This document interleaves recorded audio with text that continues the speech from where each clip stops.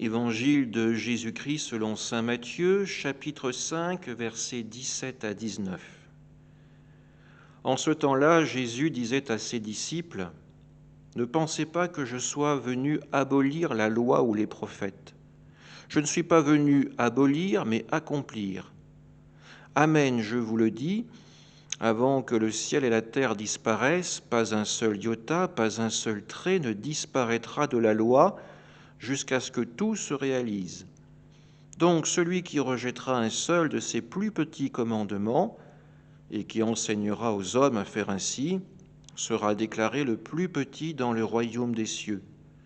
Mais celui qui les observera et les enseignera, celui-là sera déclaré grand dans le royaume des cieux. » Acclamons la parole de Dieu. Pour certains, la parole de Jésus était considérée comme la parole d'un révolutionnaire, d'un homme qui allait bouter les Romains hors de la Terre sainte, d'un homme qui allait bouleverser l'enseignement des scribes et des pharisiens. Or, si la façon d'enseigner des scribes et des pharisiens était mauvaise aux yeux de Jésus, ce qui était bon, ce qui est immuable, c'est la parole de Dieu. Et Jésus, ne l'oublions pas, est le Verbe incarné. Il est la parole du Seigneur.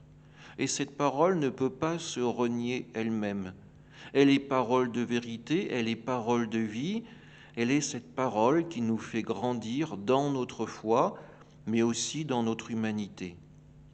Alors si nous voulons que ce carême soit fructueux, qu'il nous aide vraiment à grandir dans la foi et la confiance en Dieu, n'ayons pas peur de nous replonger dans la parole de Dieu, dans ce que Jésus a à nous dire sur son Père, pour pouvoir encore améliorer, fortifier cette intimité avec Dieu, faire en sorte que la Bible ne soit plus ce livre qui parfois fait peur, tant il paraît complexe et difficile d'accès, mais au contraire que cette Bible nous redevienne familière, qu'elle soit pour nous l'outil que Dieu nous donne pour nous parler, pour nous aider à la conversion.